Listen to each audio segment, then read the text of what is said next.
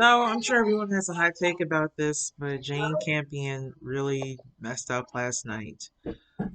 So when she won for her film Power of the Dog, she said part of her speech, or acceptance speech, part of the background noise. Venus and Serena, you're such marvels. However, you don't play against the guys like I have to. Now, what is problematic with that statement? Because I've been seeing a lot of people, mostly non-black people, a lot of non-black women weighing in on this. Um, People who probably don't understand or don't know what microaggressions are or what misogynoir is, and how a statement like that from a white woman like Campion, how this applies. It was unnecessary, number one. It's factually wrong, number two, because they both played against men. Um, and number three, it totally ignores the point of all of the racism and misogyny that both the Williams sisters have to face, continue to face in their profession. And also, it just the comparison is just ridiculous. Like, you're a film director. What does that have to do with sports? Why do you have to diminish them? Like, you already won. Why do you need to stand on black women to uplift yourself? That's how it comes across. Um, that's the tone deafness of her statement, and not only you know for to receive uproarious applause and for her to say it on a national stage. Like, the whole thing was just, in the word, gross.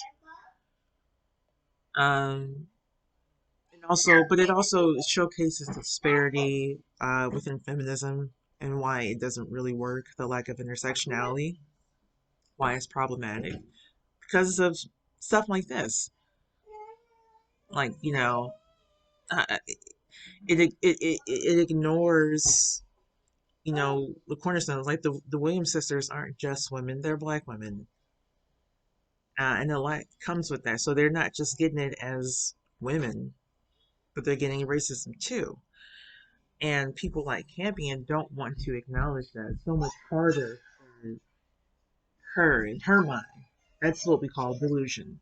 Um, so I don't really have a lot to say about it. Just to point out, it is in fact a microaggression, but it's a microaggression that is in fact amplified because it was in front of a large, wide audience, and B, played on national television. So in certain respects, it could be looked at as, because of the amplification as a macro. But I think ultimately the statement itself was a microaggression. Um, and that's what bothers me. And those things need to be called out because that, basic level of racism, it acts as a springboard to other things. Like, oh, this is okay, and people laugh and applaud. You know, it opens the door, for other things to tiptoe on in. You know, where does the line go? You keep pushing that boundary. That's what makes things problematic. I mean, not that, take two steps forward, five steps back. I don't know. It really kind of depends on what we're talking about here. But just in terms of the entertainment industry, where they're trying to make improvements and have diversity, and they're having these conversations, you know, I'm sure it's just something that needs to be said and something that should be addressed, especially at, you know what, part of the equation here is her comment about Sam Elliott being gay, and I'll spell it out like she did, especially for YouTube guidelines, bitch. Um, I think in conjunction with that statement, you know, was that hours prior, an hour prior before she won, um, it played even more poorly after that. So you come down on him for his problematic comments, and then you go right behind him and make one yourself. Like, you have a blind spot too. So I think that's probably also amplifying what's occurring here and why it's such a hot topic. But mostly, for me personally, I think I'm just tired. as a black woman as well.